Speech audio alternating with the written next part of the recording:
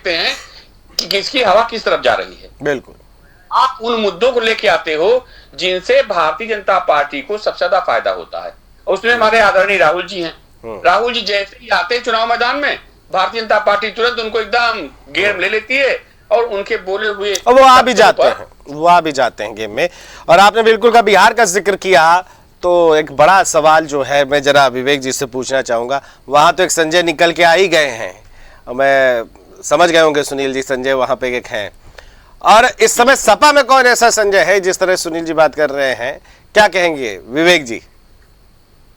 देखिए, यूपी का विपक्ष की बात अगर आप करेंगे समाजवादी पार्टी की, तो विपक्ष में समाजवादी पार्टी में संजय का तो नहीं पता, लेकिन उत्तर प्रदेश सरकार के पास तो एक संजय हैं जितना मैं जानता हूं। और वो तो हमारे आदरणीय जो दोनों बड़े भाई विराजमान हैं, उन्हें भी पता है। हर घर में एक आधे होते हैं मेरे भाई, हर काम ही होता है। मैं वही तो कह रहा हूँ, फिलहाल हमारे पास तो कोई संजय नहीं, लेकिन उत्तर प्रदेश सरकार के पास एक संजय है जो प्रमुख स्थान पे बैठे हुए हैं। तो संजय के आचरण और संजय की परिभाषा कैसे उन्मुख की जाती है, वो तो मैं इनसे सीखूंगा। आप लोग चचाओं से घिरे हुए, बोल लेने दीजिए, आप आदरणीय बोल लेने दीजिए मुझे। अभी बात आई कि परिवार की बात की, परिवार में सांसद हैं। यहाँ तो लोगों को मठों में उत्तराधिकारी नहीं मिलते हैं, भाई भतीजावाद मठों में जारी है। तो ये तो व्यवहारिक राजनीतिक पटल है। यहाँ तो परिवार की बात होगी, बिल्कुल होगी, क्यों नहीं होगी भाई? यहाँ तो परिवार की बात होगी। हमारा इतिहास परिवारों से पोषित रहा है। हमारे इतिहास के जितने राजा महाराजा हैं, देखिए बिल्कुल परिवारवाद, और परिवारवाद भाजपा में नहीं है। इस बात को कहना भी तो अतिशयोक्ति होगा। हमारे आदरणीय सुनील त्रिपाठी भैया बैठे, अभी यही नाम गिराना शुरू कर देंगे एक दिन। किसी 11 किसी 12, मैं वही कह रहा हूँ। ये सब हल्की तर्कों से कोई औचित्य नहीं है। और रही बात विवेक जी, मैं एक सेकंड रुकूंगा। धृतराष्ट्र अंधा था तब भी चाहता दुर्योधन राजा बने हमारे। ये पुत्र मोह प्रकृति का जो है, ये खत्म नहीं होता, सब में होता है। अगर पुत्र है आपका तो आप भी चाहोगे कि हमसे बड़ा अधिवक्ता बने हाईकोर्ट का। नहीं जी, ठीक है। आदरणीय अखिलेश जी का पुत्र अभी राजनीति में नहीं है फिलहाल, तो मैं भी पहले इस बात को आगे बढ़ा दूं कि पुत्र मोह की कोई बात नहीं, आने दीजिए। अभी तो पुत्र मोह का कोई स्थान नहीं है फिलहाल व्यवहारिक राजनीति में। जहां देखिए भाजपा के कई नेताओं का पुत्र मोह लेके आवाज चली गई, बात करते हैं। लोहिया जी के सिद्धांत सप्त क्रांति और जाति तोड़ों की बात करते हैं। उत्तर प्रदेश में जिस तरह से इस समय चरम पर जाति व्यवस्था चल रही है और एक विशेष जाति वर्ग के लोग, केवल और केवल वही याद आता है जिस तरह सामंतवाद था, किसी जमाने में जमींदारी प्रथा थी, वही लागू है। उदाहरण से स्पष्ट कर देता हूं, हमारे बस्ती में हमारे ही कार्यकर्ता के ऊपर एक ऐसी फर्जी FIR कल करवाई गई जिसमें कि सुलह करने का दबाव बनाया जा रहा था सत्ता के सजातीय लोगों के साथ। और वो भी इसलिए क्योंकि वो वहां के ग्राम प्रधान है और वो दूसरे की जमीन पे अवैध उस पे खनन, खेत पे हल चलाने, वो करवाने का, जोतने का काम करने की प्रयास कर रहे थे।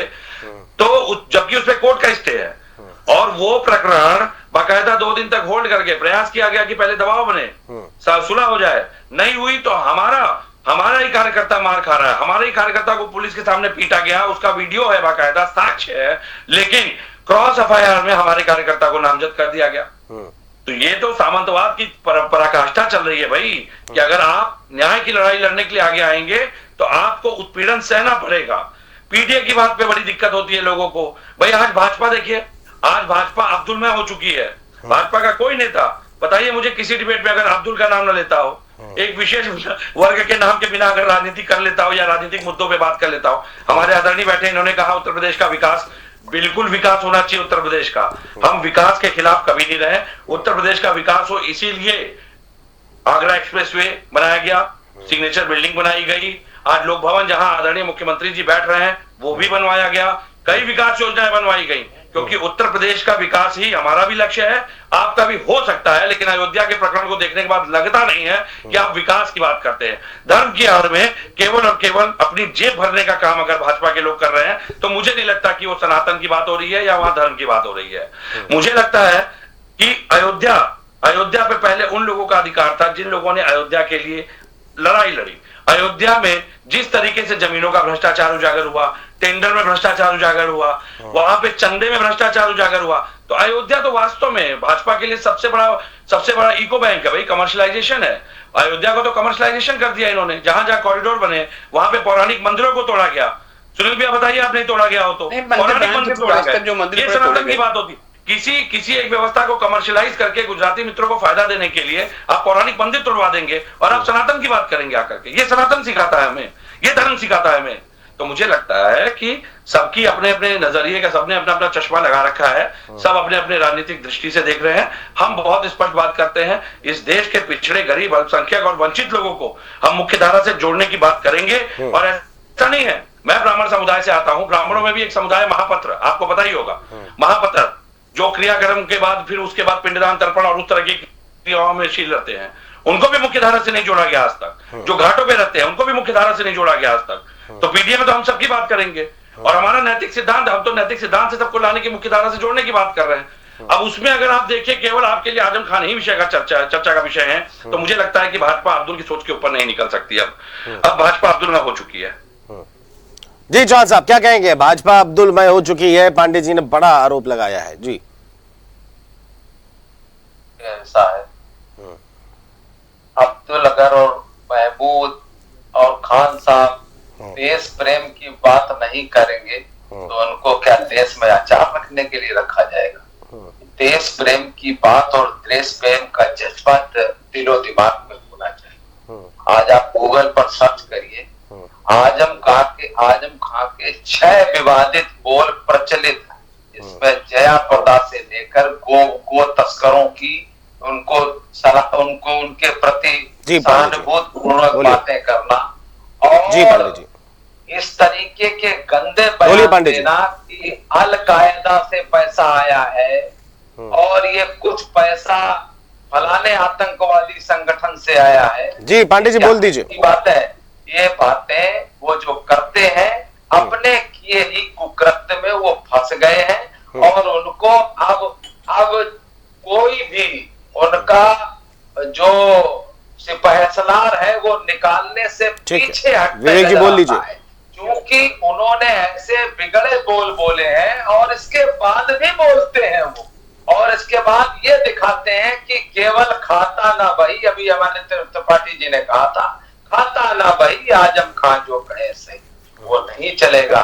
उत्तर प्रदेश में भारतीय जनता पार्टी के आदरणीय योगी आदित्यनाथ की डबल इंजन की सरकार है, तो कम से कम फासिस्टवादी बातें, फासिस्टवादी लोग, देश को विवेक जी कुछ बोलना चाह रहे हैं? देश को, भारत माता को डायन कहने वाले लोग सलाखों के पीछे अपने आप जा रहे हैं, उसमें हमारा कोई रोल ही नहीं है। सरकार ने उनको नहीं भेजा, उनको अदालत ने जेल भेजा है और अदालत ही ने उनको जमानत दी थी। अब इसके बाद वो अपने किए कुकृत्य में और कृत्यों के आधार पर वो जेल जा रहे हैं। विवेक जी कुछ कहना चाह रहे हैं? जी विवेक जी क्या है किसियानी बिलैया खंबा नोचे, इसमें कोई क्या कर सकता है? समस्या इस बात में है कि आजम खान, बोल लीजिए विवेक जी, समय है भी। ऐसे व्यक्ति हैं जो बार बार मैं वही बात कहूंगा, खाता ना भाई, जो आजम खान कहे वो ठीक है कोर्ट तो इसको स्वीकार। ठीक है चौहान साहब एक सेकंड के लिए रोकना चाहूंगा, विवेक जी कुछ कहना चाह रहे हैं। जी विवेक जी। मुझे लगता है कि अभी आतंकवाद अलकायदा इनके मुंह से निकल ही गया, तो मैं याद दिला दूं, जिस तालिबान को योगी आदित्यनाथ जी हमारे मुख्यमंत्री हैं प्रदेश के, वो आतंकवादी संगठन कहते हैं, दिल्ली उनको बिठा करके तालिबानियों को चाय पिला रहा था। और उसके बाद बिहार चुनाव में जो हुआ, जहां पे भी जहां बिहार चुनाव के बाद जो दिल्ली में ब्लास्ट हुआ और जहां जहां आरोपी पकड़े गए, जहां जहां दबिश दी गई है, सब भाजपा शासित राज्य हैं।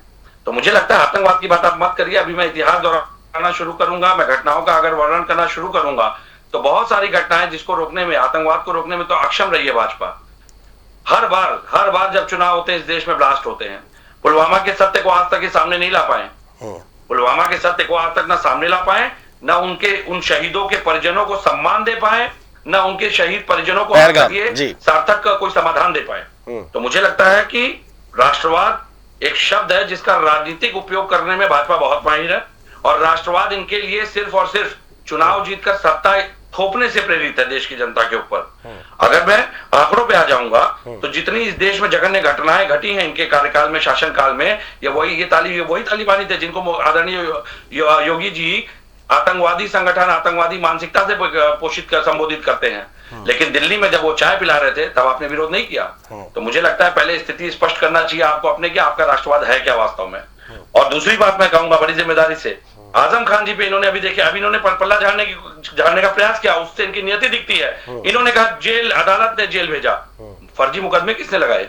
फर्जी मुकदमे तो आपकी सरकार ने लगाए हैं आजम खान जी पे। जेल अदालत तो उसी प्रक्रिया का अनुसरण करेगी जो उसको पुलिस चार्जशीट में बना करके देगी।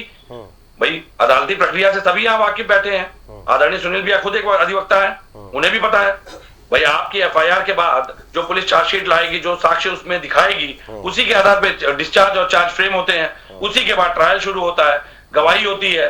तो मुझे लगता है कि फर्जी मुकदमे आपके द्वारा लगाए गए हैं, उसमें अदालत का कोई दोष नहीं है। अदालत के सामने आप जो कागज और जो साक्ष्य रख रहे हैं, उसी के अदालत ने उनको बरी किया और लगभग सारे मुकदमों में उनको बरी कर दिया। अब ये नया पैतरा लेकर के आए हैं।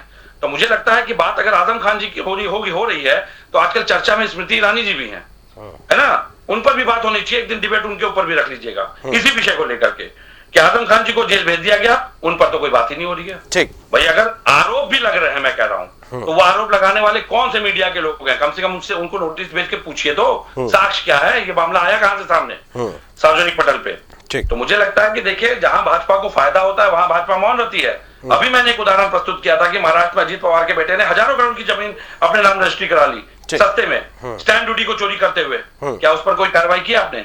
क्या उस पर कोई कार्रवाई की भाजपा ने?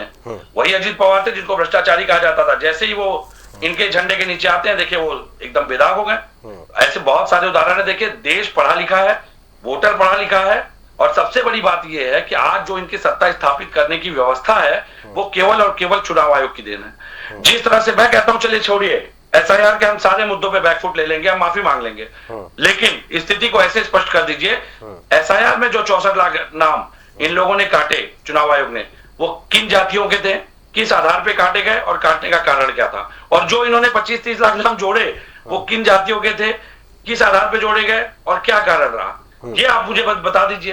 ये निष्पक्षता से इसके कारण को सार्वजनिक कर दे चुनाव आयोग, हम मान जाएंगे। चुनाव आयोग उसमें भी विफल। ठीक है, चलिए मैं आपके पास आता हूँ, विवेक जी आता हुआ, विवेक जी आपकी तरफ आता हूँ।